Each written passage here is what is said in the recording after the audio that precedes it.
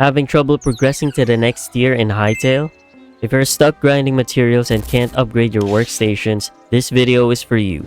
Today I'll show you the fastest and most reliable ways to farm the rare materials you need to reach endgame. This guide is based on my experience and playtime, so if you have any suggestions, feel free to drop them in the comments. Without further ado, let's head straight into it. Starting off with the Void Hearts, it's the one that confused me the most at first. The best way to farm these are by hunting enemies at night, specifically the Void Eyes, Void Spawns, and the Void Specters. These are rare drops, so don't expect to get one instantly. My recommendation is to not sleep and just roam at night and kill as many of these as possible. As a bonus, you'll get a ton of essences of the Void while doing this, which you'll need later on anyways. Next up, we got the Venom Sacs. These are the most annoying thing to farm in my opinion. The way I farm them though is by going to the desert and hunting down some bees. I recommend you use a crossbow to make your life easier. If you're struggling with the bees, I highly recommend just going to the swamp biome. Snakes are much easier to deal with and they spawn pretty frequently in there. Up next, we got the sturdy chitin. These are dropped by the Karak, so the best way to farm them is through the Karak nest.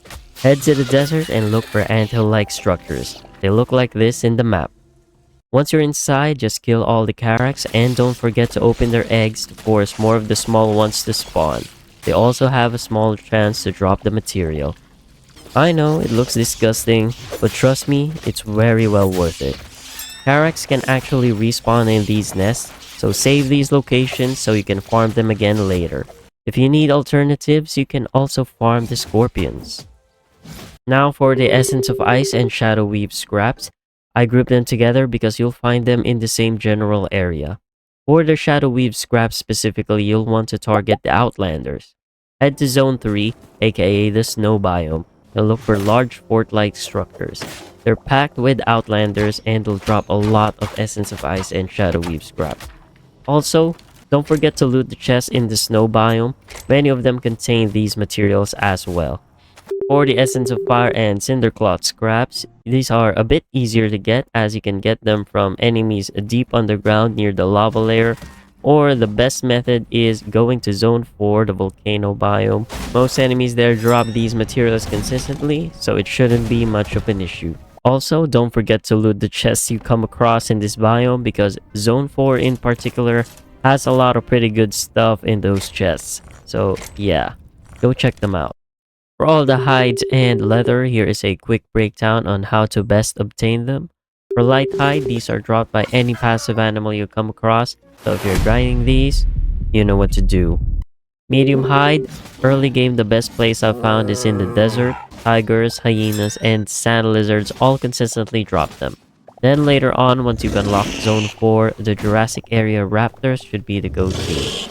For heavy hide, I farmed these through the bears early on in the plains biome. Then later in the Jurassic area, the Triceratops are the best source of heavy hide as they don't fight back and drop like 2 to 3 each. This should cover 90% of your leather needs. If ores are what you're missing, here's a quick breakdown on where to obtain them. Thorium is in Zone 2 Desert. Cobalt is in Zone 3 Snow Biome. Adamantite is in Zone 4 Volcano Biome. These can be found in the surface of their respective biomes, but for the best results, better mine them in caves. One massive quality of life tip that I recommend though is abusing the teleportation portals. Set them in important grinding locations like Jurassic areas for hides and leather, Outlander bases for the Shadoweave, and Volcano for Adamantite. You can craft portals by unlocking the Arcanist workbench and using azure logs and kelps from the Blue Forest. This will cut your farming time drastically.